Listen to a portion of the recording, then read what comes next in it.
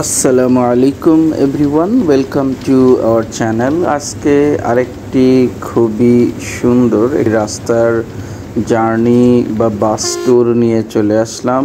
আর এটি হচ্ছে যশোর থেকে সাতক্ষীরা যাওয়ার যে রাস্তা, সেই রাস্তার ভিডিও। এটি বহুত দিন ধরে যাত্রীদের খুবই কমপ্লেনের একটি রাস্তা ছিল, বাট বর্তমানে এই রাস্তাটা এতটা সুন্দর হয়েছে যে আপনাদের সাথে এটি শেয়ার না করে পারলাম না। আর এই যশোর থেকে সাতক্ষীরা রোডে যে দুই সাইডে গাছগুলো এত সুন্দরভাবে রাস্তাটাতে ছায়া দিয়ে আছে, এই রাস্তা দিয়ে যখন আপনি ভ্রমণ করবেন, যেমন একদম রাস্তাটাকে বলা যায় খুবই স্মুথ একটি রাস্তা, ধাক্কা যথেষ্ট কম, খুবই কম ধাক্কা। এবং এখানে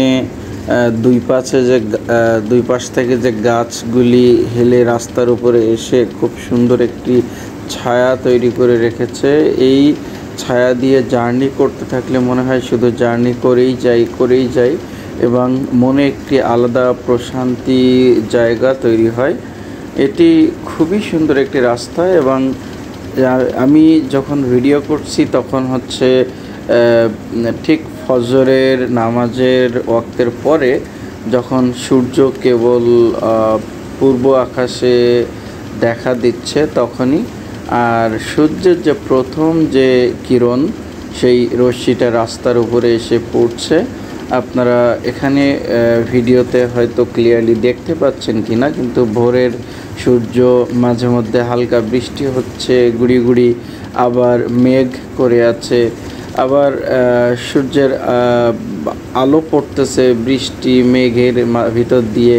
এই সুন্দর একটি পরিবেশ, সুন্দর একটি আবহাওয়া, এমন একটি সিচুয়েশানে এই রাস্তা দিয়ে জার্নি করা আসলেই খুবই আনন্দদায়ক।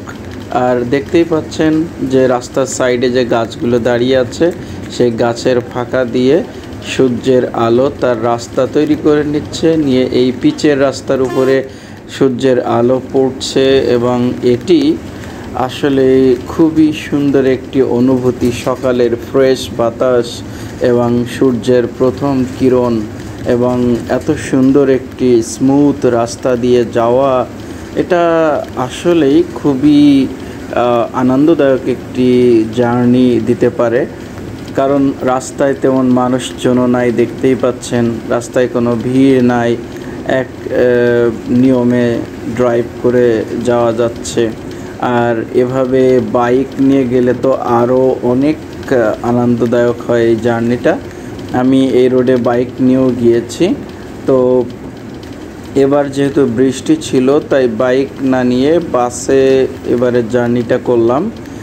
আর এটি যথেষ্ট আনন্দদায়ক একটি জার্নি ছিল, কারণ আমি নিজেও যশোরে ছিলাম প্রায় 2-2.5 বছর। তখন এই রাস্তা দিয়ে নিয়মিত আমি বাড়িতে যাওয়া আসা করতাম। তখনও কিন্তু এই রাস্তাটা অনেক খারাপ অবস্থা ছিল এবং প্রায় বিভিন্ন জায়গায় ভাঙ্গা ছিল, খোঁড়াখুড়ি চলতো। রাস্তা একবার নষ্ট হয়ে গেলে তারপর আবার সেটি তৈরি করার জন্য একটি লম্বা প্রসেসের মধ্যে দিয়ে যেত, রাস্তা খুঁড়ে রেখে দিত। এবং এই রাস্তা দিয়ে জার্নি করতে গিয়ে যে কী পরিমাণ জ্বালা যন্ত্রণা যাত্রীদেরকে সহ্য করতে হতো। এবং এই রাস্তা দিয়ে জার্নি করার পরে, জার্নি শেষে মানুষের চেহারার মধ্যে ধুলাবালুর যে আস্তরণ পড়ে যেত, সেগুলা কিন্তু আল্লাহর রহমতে এখন আর কিচ্ছু নাই।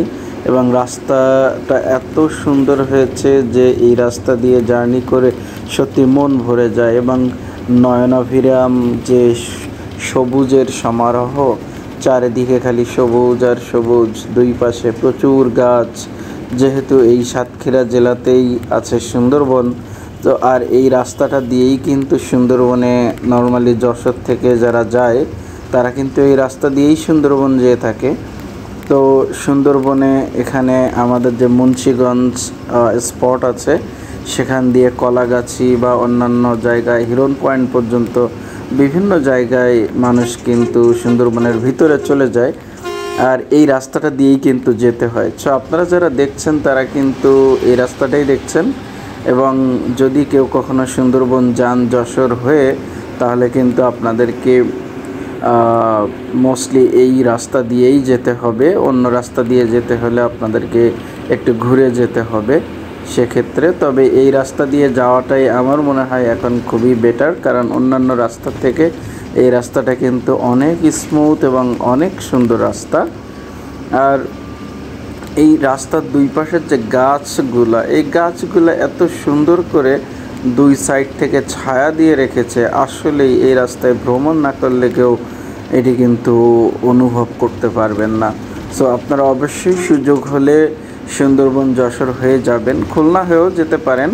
তবে এটি কিন্তু যশোর, যেটাকে আমরা সাতক্ষীরা নাভারণ মোড় বলি, বেনাপোলের দিকে চলে গেছে একটা, আর ঠিক তার ৬-৭ কিলো আগে নাভারণ থেকে একটি সাতক্ষীরার দিকে রাস্তা চলে আসছে, ঠিক এইটি সেই রাস্তাটা। তো আমি আগের একটি ভিডিওতে কিন্তু আমি দেখিয়েছি বেনাপোল রোডের সাতক্ষীরা নাভারণ মোড় পর্যন্ত যে রাস্তাটা, সেটা কিন্তু আমি দেখিয়েছি। সো আপনারা চাইলে আমার পূর্ববর্তী এই ভিডিও দেখে নিতে পারেন। আর এটি ঠিক তারপরের ভিডিওটি এটি, আর এটি কিন্তু প্রায় যশোর থেকে সাতক্ষীরা হয়ে যেতে এখানে প্রায় 60 কিলোমিটারের মতো একটি রাস্তা, এবং এটি কিন্তু আসলেই খুবই সুন্দর একটি রাস্তা। এবং দেখুন আসলে রাস্তার পাশে এখন বর্ষাকাল যেহেতু, তাই প্রচুর সবুজের সমারোহ, মাঠে পানি জমে গিয়েছে, ধান চাষের সময় চলে আসছে, আর বিভিন্ন ধরনের ফসল এই জায়গাগুলিতে তো লাগানো হয়। সো সেই ফসলগুলো হয়ে আসছে, এবং পুকুর নদী নালা যা কিছু ছিল সব কিছু কিন্তু এখন পানিতে ভরে টইটম্বুর হয়ে আছে।